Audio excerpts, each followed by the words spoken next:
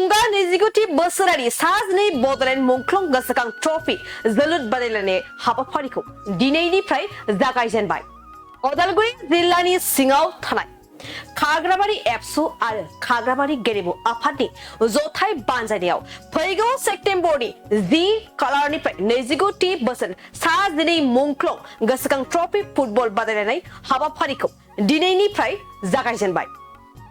खाग्राबारि जनता गोजौ फरायसालिनि गेलेग्रा फोथाराव दिनैनि बे गिबि हाबाफारियाव गेलेदों united Sifung FC Khagrabari and Aryan sports club Nalbari. बे गेलेनाय बादायलायनायाव आर्यन स्पर्ट्स क्लाब नलबारि बिथांमोननि हानजाया देरहानो हायो। बड'लेण्ड दाबिनानै सोमावसारनायाव मुंख्लं जालांनाय बे उदालगुरि जिल्लानि सोनाबथार खाग्राबारि आनसलिक एबसु बेयाव गासै सा 22 जोहोलावफ्रा मुंख्लं जादोंमोन। एबसुनि 12 जन बिदिनो बिएलटिआर एनडिएफबिनिबो आरो बोसोरफ्रोमबो आनसलिक एबसुआ खाग्राबारि आनसलिक एबसुआ बे सा 12 एबसुनि मुंख्लंखौ गोसोखांनानै जोलुर बादायलायनाय खुंबोदों आरो देग्लाय 29 बोसोर बियो आरो बिनिनो दिनै बेखेवनाय हाबाफारि बादायलायनाय हाबाफारि आरो बे बेखेवनाय हाबाफारियाव बे ओनसोलनि गासैबो मुंख्लंनि सोद्रोमा बिथांमोनखौ हांख्रायनाय जादों। ओनसोलनि गोबां दैदेनगिरि मेलेमजिबि बिथांमोनखौ हांख्रायनानै बे गेलेनायखौ बेखेवजेननाय जाहैदों आरो बेहाय खाग्राबारि सिफुं एफसि आरो नलबारि मुकलमुवानि आर्यन स्पर्ट्स एस'सिएसन बिनि गेजेराव गिबि गेलेजेननाय बादायलायनाया सोलिगासिनो दं। आरो सार बेजों लोगोसे नोंथाङा मा बुंनो सानो दा बिदिनो नोंथाङा गोबां सासे दा बिटिआरनि इएम जानानै गोबां इयुथ्सफोरखौ बिदिनो खेलायावनो बेस्थ' दोनबाय थादों बेनि बेलायाव सार माबा बुंनो सानो नामा? गेलेनायखौ जोङो गोसो होदों मानो होनना बुङोब्ला सोलोंथाइ बिफाननि उनावनो गेलेमु बिफान आरो बे गेलेमु बिफाननि गेजेरजोंबो गोबां मानसिया गाव गावनि जिउखौ गायसननो हायो। बेजों गोबां केरियार दानानै लानो हायो। बेखायनो जोङो जोंनि बिटिआर सोरखारनि स्पर्ट्स डिपार्टमेन्टआ गेलेनायखौ जोङो एसे गोसो होनानै खामानि मावनो थाखाय जों नाजादों आरो खम समनि गेजेरावनो जोंहा बिटिआरआव मोनसे स्पर्ट्स डेभेलपमेन्ट पलिसि जोंहा फैगासिनो दङ। गुवाहाटि साइनि बारग' डाइरेक्टर डक्टर सुभाष बसुमतारी बेखौ जोङो जोंनि स्पर्ट्स डिपार्टमेन्टनि एडभाइजार महरै थिसननानै बिथांनि दारै जोङो स्पर्ट्स डेभेलपमेन्ट पलिसि जों बानायदों। बाहाय स्पर्ट्सआव जोङो अनलि फुटबल एबा जोलुरल' नङा जेसेबांखिनि अलिम्पिक रेकगनाइज गेमफोर दङ बे अलिम्पिक रेकगनाइज गेमफोरखौ जोङो जोंनि बड'लेण्ड ओनसोलाव जोङो जौगाहोनायनि थाखाय बे स्पर्ट्स डेभेलपमेन्ट पलिसिनि गेजेरजों पलिसि ड्राफ्ट खालामनानै जों खामानि मावनो थाखाय आखायाव लादों आरो जोंनि बिटिआर ओनसोलाव जेसेबांखिनि इनफ्रास्ट्राक्चार नांगौ बेखिनिया गैया जों नुदों बयबो मिथिगौ बेखौ स्पर्ट्सनि बेलायावहा बेखायनो बिर सिलागां बसुमतारीनि मुङै 40टा बिटिआरनि समस्थियाव 5 कौटि राङै जोङो मोनसे रुरेल स्टेडियाम बानायनो थाखाय थांखि लानाय जाहैबाय आरो बेखौ खम समनि गेजेरावनो मावफुंनाय जागोन आरो बेनि अनगायैबो जोंनि स्पर्ट्स डिपार्टमेन्टनि एसअपिटि फान्डजों जों गामि लेभेलनि माखासे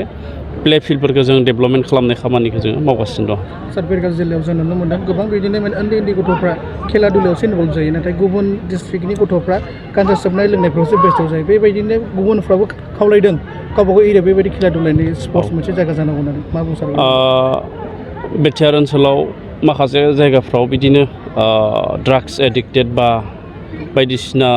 एन्टि ससियेल एक्टिभिटिसआव जोंनि लाइमोनफ्रा एसे लोब्बा जानाया दासिमबो दङ। दा बे बेलायाव गुबुन बिफानफ्रा जेरै बेबायदि एन्टि ससियेल एक्टिभिटिसखौ होबथानायनि बेबस्था लायो बे स्पर्ट्सआ बांसिन एक्टिभलि हायो। 29थि खुंथाय नैबे सा-12 बड'लेण्ड मार्टियार आबसुनिफ्राय सा-12 मार्टियार जादोंमोन। बिदिनो एनडिएफबिनिफ्राय आरो बिएलटिनिफ्राय गासै जोंहा बे ओनसोलाव 22 जन बड'लेण्ड सोमावसारनायाव मुंख्लं जादोंमोन आरो बिथांमोननि मुङै दिनै खुंबोबाय थादों आरो जोंखौ आरसिनि बिबानगिरि हिसाबै जोंखौ सायख'दों आरो जों बेखौ खुंनो मोननानै जोबोद गोजोननाय मोनदों। मानो होनना बुङोब्ला दिनैनि जा बेखेवनाय हाबाफारि बेवहाय ओनसोलनि इन्टेलेक्सुवेल मुंख्लं न'खरनि बिगोमा बा फेमिलि बिथांमोना बाहागो लाफैदों आरो लोगोसे इएम बिटिआरनि इएम बिथाङाबो बाहागो लादों आरो गुबुन आनसलिकनि आबसुनि बिबानगिरि बिथांमोनाबो बाहागो लादों आरो ओनसोलनि रायजो राजा गासैबो फैनानै बेवहाय जोंखौ हेफाजाब होफैदों आरो बेखौ जों जोबोद गोजोननाय मोनदों। आरो बेनो जोंनि थांखिया जाहाथे जों मुंख्लंफोरनि जा मुंखौ जोङो अरायबो गोजोरै लाखिनो हायो बिथांमोननि मुंखौ जोङो अरायबो गोसोखांनो हायो दा बेखौ नोजोर बोनानै जों बे माने फुटबल गेलेनायखौ जोङो फालिबोगासिनो माने खुंबोगासिनो दङ दा बेखौनो रायजोफोरनि अनसायनाया जोबोरैनो मोजां जोबोद जों गोजोननाय मोन्दों दिनैनि जा बेखेवनाय हाबाफारि बेवहाय रायजोफोरा लोब लोब फैदों आरो आं नोंथांमोननि मिडियानि गेजेरजों बेखौनो फोरमायनो सानदों दिनैहाय जोङो फ्रि भाबै जोङो गासैबो रायजो राजाखौ जोङो नायनो थाखाय सुबिदा होनाय जादों आरो गाबोननिफ्राय अर्थात 11 सेप्तेम्बरनिफ्राय जोङो माने साफायाव जोङो 20 राङारि अनसुंथाइ एबा टिकेटनि बेबस्था जों खालामनाय जादों आरो एसे एनै जाहाथे जोङो राङारि अनसुंथाइ मोनो दा बेखौनो खाग्राबारि दखरा दुलाराय बर' फरायसा आफाद आरो खाग्राबारि गेलेमु आफाद जथायै जि दिनैनिफ्राय जि सेथि गेम जागायनाय बे हाबाफारियाव जोङो गिबि हाबाफारि हिसाबै जोङो दुलाराय बर' फरायसा आफादनि जि फिरफिला बिरहोनाय आरो बेजों लोगोसे गेलेमु आफादनि जि फिरफिला बिरहोनाय आरो बेनि उनावहाय जोङो जि सा 12 बड'लेण्ड मुंख्लं जाय बिर जोहोलाव बिथांमोना खाग्राबारि ओनसोलनिफ्राय जि मुंख्लं जालांबाय बिथांमोननि जि सावगारियाव बिबार बावनाय बेयाव जों आलासि महरै लिंजानाय उदालगुरि जिल्ला दुलाराय बर' फरायसा आफादनि कर्नेलियास दैमारि सार बिथाङा जि बिबार बावनाय हाबाफारि बेखौ मावफुंनानै होबाय आरो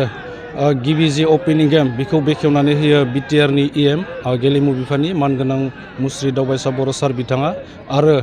जोङो खाग्राबारि दखरा दुलाराय बर' फरायसा आफादै जाय बिथांमोना गावनि जि बड'लेण्ड सोमावसारनायाव गावनि जि आगोमा जिउखौ बावसोमलांबाय बिथांमोननि गोसोखांथियाव जि जोलुर बादायलायहोनाय बेखौ जोङो जोंनि सिगांनि जि दैदेनगिरि बिथांमोना बिथांमोननि मुंखौ गोजोरै लाखिनो बिथांमोनखौ जिहेतु गोसोखांनो आरो बिथांमोननि जिउआ जि सोरगोआव आलो-गोजोन थायो आरो बिथांमोनखौ मोनसे जारिमिनारि जि मुंख्लं हिसाबै जों लाखिनो थाखाय बेखौ खाग्राबारि दखरा दुलाराय बर' फरायसा आफादनि आगुनि जि बारग' दैदेनगिरि बिथांमोना जिहेतु बे जोलुर गेलेनाय बादायलायनायखौ होदों आरो बियो फैयै फैयै देग्लाय 2023 मायथाइयाव जिहेतु 29 बोसोर आगान होबाय बेयाव जोङो ओनसोलनि गासै इन्टेलेक्सुयेल आरो गासै रायजो राजा बिथांमोनानो जि गेलेनाय बिथिंफोरखौ नोजोर होनानै मददथि होबोबाय थादों आरो देग्लायबो बिदिनो बिथांमोना बिथांमोननि जि मददथिजोंनो जोङो बे जि गेलेनाय बेखौ लादों आरो जों फैबाय थानाय समाव जोंनि जिखिनि दैदेनगिरि बिथांमोनाबो जाहाथे बेखौ अरायसम गोजोरै लानानै थांगोन बेखौ जोङो दखरा आफाद हिसाबै आसा खालामदों। गाव गावनि देहाखौ गोग्गो आरो गोख्रों खालामनो गोसो गुदुं लाइमोन एबा सुबुंफोरनि थाखाय मोजां खौरां क'क्राझार सोहोरनि खोदोमथलायाव लानानै फैदों फिट सिटी मुंनि मोनसे जिम सेन्टार सोरांस्रि नार्जारिनि गोदानै बेखेवजानाय फिट सिटी मुंनि जिम सेन्टाराव फैनानै नोंथाङा नोंथांनि देहाखौ गोग्गो आरो गोख्रों खालामना लादो अब्ला मानोथो गोबाव खालामखो नोंथाङा थाबैनो फिट सिटीआव एडमिसन लाहैदो आबुंसिनै मिन्थिनो थाखाय 7896710934 नङाब्ला 9706677961 मबाइल नाम्बाराव कल खालामनो हागोन।